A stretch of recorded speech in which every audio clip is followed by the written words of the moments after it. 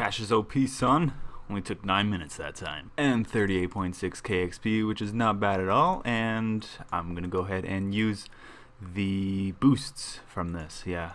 Oh shit, no. I don't want to slam dunk on that. But yeah, basically every time I do cash, I'm going to go ahead and use the 20 minutes of boosts just to get myself a little bit of div experience. Just makes the training a little bit more efficient. Illuminati confirmed. Alright guys, this should be my last box strap to check, and boom, we got another level 70 in the bag, this time being level 70 Hunter, as you can see. And yeah, it's looking quite nice now. Almost, well, I'm closing in on 1700 total level, and I've got quite a fair amount of great chinchambas from this, so let's go ahead and make ourselves a box strap, because I haven't done those in a while. And like I said previously, box straps and big chin are basically going to be my go-to hunter training method until I can do Jidinkos. I'm not sure, I still haven't checked to see what the regular Jidinko hunter level is, so actually, you know what, let's go check that out right now. Marasma plants in the herbivore habitat. Actually, I think I could do that right now, yeah. Common Jidinkos, so I might even go train some of this soon. But not now, I've got some stuff to do. I still need to get 75 DG, and then I can cross that off my list and get something else to do. But first of all, let's go ahead and withdraw 20 of these bad boys and some vibrant energy. I'm going to need 45 of that. And make ourselves a box strap. Let's go ahead and place this and get some Hunter XP. Let's see what we got. 174, starting off with that.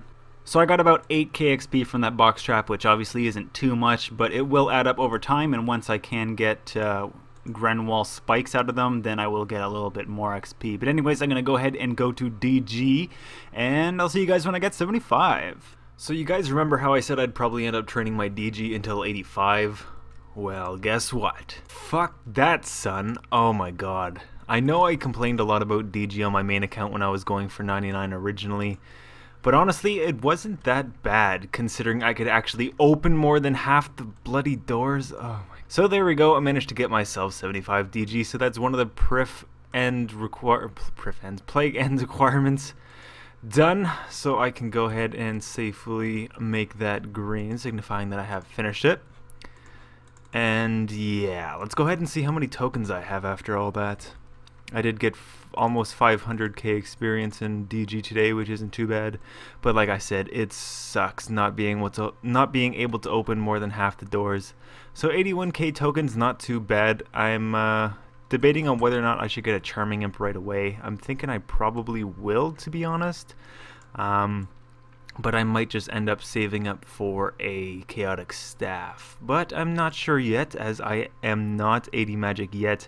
And I remember saying earlier that I did want to get Chaotic Rapiers. But as you can see, I'm quite a ways away from 80 attack. So yeah, that's not going to be happening for quite a while. But yeah, anyways, I probably won't be going back to DG for quite a while because, like I said, it's hard to open a lot of the doors when most of my skills are quite low, so I'm probably going to end up doing a lot of training before I go back. But I'm also thinking I'll probably do some quests. There is one of the quests so that I can go to this place in, I think it's Uglog or something, and there's a shop in there where I can buy some raw bird meat packs. Gonna get myself a summoning level here, 56 in the bag. There we go. But yes, buy myself some raw bird meat, and then once I have that, I could go ahead and use some of my gold charms up because I have quite a few of those, and make myself some spirit terror bird pouches. That'll come in handy just to have, and as well train my summoning because I do eventually need 75 summoning for Prif. Might end up doing a little bit of mining as well, just because mining is pretty easy, and I only need 75 mining to get into Prif, but I think I need 80 mining to do concentrated gold deposits. Let's go ahead and check that right now. Yes, 80 mining for concentrated gold deposits. So that will make mining quite a bit faster once I can reach that, but I think it probably will take quite a while to get up to that point just by doing iron. Crafting I should have probably done in DG, but I could still do temple trekking for that by getting some silver bars and making some silver tiaras. But yeah, it would have taken DG a lot longer if I did train my crafting in there, because it is possible you could just pick up all the rusty coins you do get in there, then buy some hide, the lowest level hide, and then just go ahead and make that all into armor and you can train crafting pretty effectively doing that, but like I said, it would make DG take a hell of a lot longer, and that's not something I'm interested in doing. So I'm just going to go ahead and find my last butterfly, and then I'll probably go ahead and do some quests. I think it's as a first resort that I need to do to unlock that shop. And then I'll train a little bit of summoning, and I'll see you guys then. Alright, what's going on, guys? So as you can see, I'm just doing a little bit of big chin. Just woke up, got to do my D&Ds obviously, and then caches I think is in another hour and a half or something. So I'm closing in on 75. Where is it? I'm all messed up now because my buddy Pyrodex, a fellow Ironman, suggested that I should leave my skill tab open at all times so you guys can always see it. So I thought that might be a good idea. But anyways, yeah, closing in on 75 divination, so I'll probably get that within another cache, and then training div during the boosts afterwards. But I guess JGEX were a day late with their update this week. They usually update Monday morning for EST, or like Monday afternoon UK time. I don't know what that is, probably GMT or something. But I was checking out the front page and they do have a lot of neat things. It kind of tipped me off this thing right here underneath my prayer book that says show stat adjustments. Whenever you turn that on, it'll show you what your adjustments are. But it does kind of raise that bar there, which is kind of annoying for me because then I can't see my prayer book. But yeah, so I just hide that. But I'll be doing a video on some of the more significant updates, and you guys have probably seen it by now because it will be going up earlier than this video. I did upload a No Food Ceridome boss guide that did go up probably yesterday, and then after that I just uploaded the patch notes video kind of thing, just like show you guys some of the new updates because some of them are pretty cool. So yeah, I've been slacking on my farm runs a little bit, so I'm gonna have to do that after this game of Big Chin. Because I do want to get my Herblower up. I'm going to need it at 75 for Priftiness, obviously.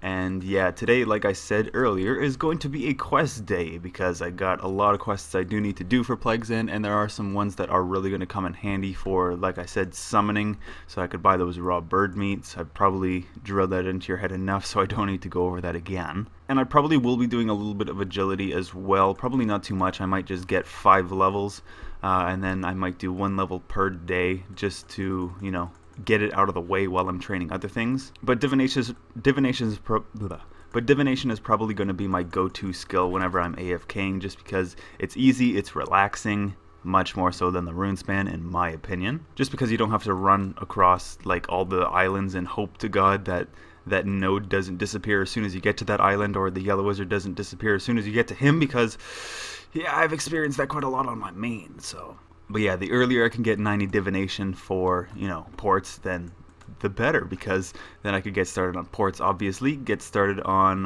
well, what do I get with divination? I think I get the memory, which doesn't actually, wait, no, I don't even know what the memory brings in. Actually, I think the memory, which is the port skill for divination, actually brings in chi, so that might come in handy as well. Because like I said, I'm probably not going to be doing runecrafting for a long time, and the runecrafting adventurer in ports is the other one that brings in chi. It would be nice to get 90 fishing as well, that way I could bring in the whaler who will bring in some plate resource missions, or trade goods, whatever you call them. Although I can just get 90 dungeoneering, and that'll bring me in some lacquer as well.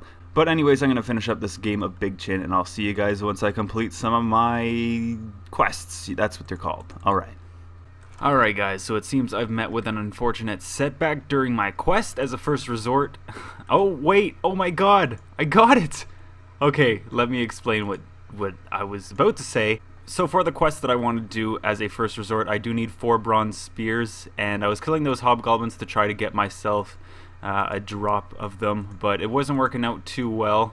And yeah, I thought I'd be able to make my own, but apparently I need to do Tai Bueno Trio before I can make my own.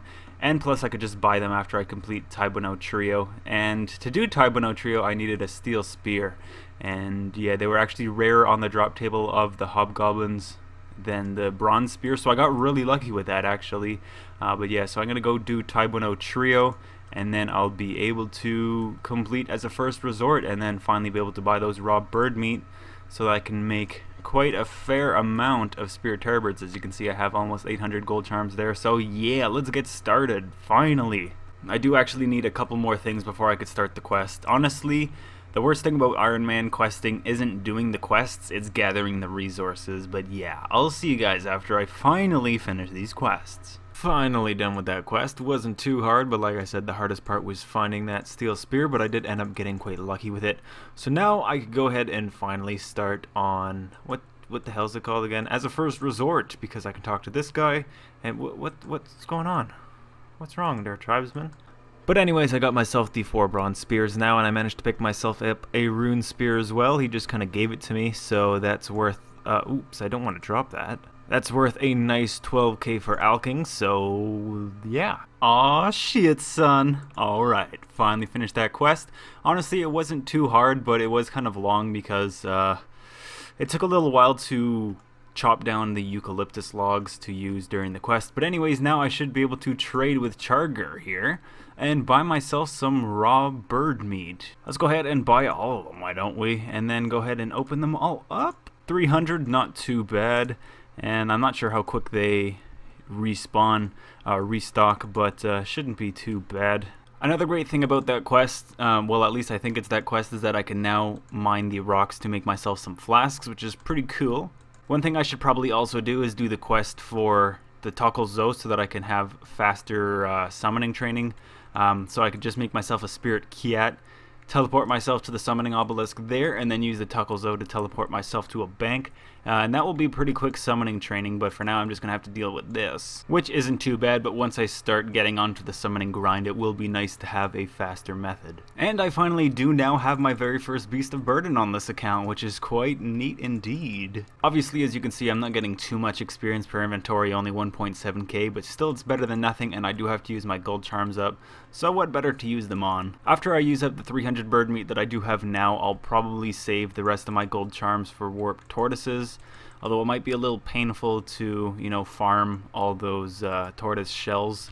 But it will be nice to have a Beast of Burden with a bigger inventory for when I start bossing. Well, before I get started on whatever I'm going to do next, which is probably going to be agility, I am running out of money. So I'm going to alk all the stuff that I do get, and let's see how much money I get. Strangely enough, these rune full helms alk for more than these rune maces. The helms go for 21k and the maces only go for 8.6. But either way, I got myself a fair amount of cash from that. I'm going to need cash later on to train my construction, because as we all know, 75 construction requirement for Plague's End.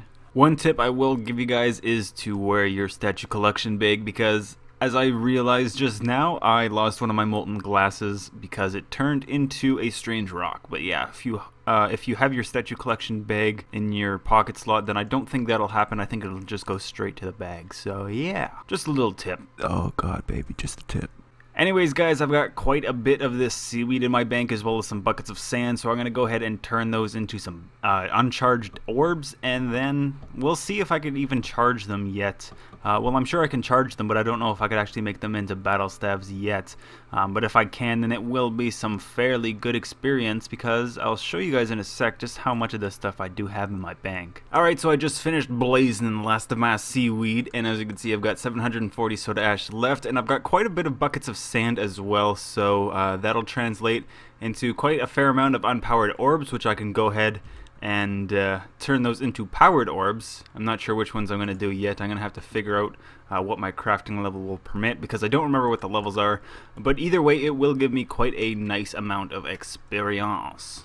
Alright, this is going to be the last level that I do get from all these molten glasses. As you can see, I was almost done with all of them. I probably have maybe 2 inventories left before I'm finished with them. And here we go with 63 crafting. I did look it up, and it turns out that fire battle staves are going to be the best ones that I can do at the moment, but I'd probably just do earth battle staves instead, just because it takes a long time to run around through the Taverley dungeon to get to the fire obelisk. So I'd probably end up just doing the earth battle staves, or I might just send them, or not send them, but I might just save, what am I doing, I have presets. I might just save those unpowered orbs and use them for air battle staves later on in the future once I do get 66 crafting. So if you guys have any suggestions on how to train my crafting up until 66 that isn't doing, you know, battle staves, and it isn't doing temple trekking for silver bars, because I don't feel like doing temple trekking right now, and if I do temple trekking, it's probably going to be for either sharks or watermelon seeds. I'm not quite sure on that. If you guys have any tips on what to use temple trekking rewards for, then leave them down in the comments so I know. But yeah, like I said, I might just go ahead and make these into earth battle staves, because I can just get more of this stuff later on in the future, and then just make air battle stabs then, because it's not a huge gap of experience difference between the earth and the air battle stabs, but obviously it would be more efficient to just make the air battle stabs. But I don't know, I might just cave in and make the earth battle stabs. Actually, you know what, I'm gonna go ahead and figure out how much experience I would get from making earth battle stabs. So I've got 1,179 of those unpowered orbs, and if I go ahead and turn those into battle stabs, oh wait, I still need to buy battle stabs as well. I kind of forgot about that. I only have 19. But let's just go with the theoretical experience gain with the earth battle stabs, so give me a sec. Alright, so theoretically I would make only 132k experience, which would only get me a few levels. So that's not too bad, to be honest. I actually kind of thought I would get a little bit more, but either way, that's still not too bad. The only problem is buying the battle stabs. I can only buy 20 per day at the moment. I don't remember what quest I do need to complete so that I could buy more, but I will figure that out. Damn it, Mikey, yo, yak so fat. Anyways, that's probably going to be the closing of this episode. I didn't get done as much as I did want in this episode, although it is getting pretty long in terms of how long the video is, so I'm just going to end it here, and then there will be a No Food Zamorak boss guide tomorrow just to finish off the No Food boss guide series for the God Wars dungeon bosses. I might have to actually redo Armadyl. Well, I will have to redo my Armadyl No Food boss guide because I went there recently and they did kind of buff Armadyl, or Kriar, whatever you want to call him. So he now uses melee a lot more than he used to. They also did buff the Zamorak boss so that he now crits way more often than he should. So yeah, I'm going to have to take that into account when I make my No Food boss guide, which I'll be doing tomorrow. But for now, I do want to say thank you all for tuning in into this episode, and I'll see you guys again tomorrow with another progress update. Well, actually tomorrow, like I said, will be the Zamorak boss guide, but in 2 days, I'll see you guys with another update on the Ironman. So until then, take care everyone, and see you later.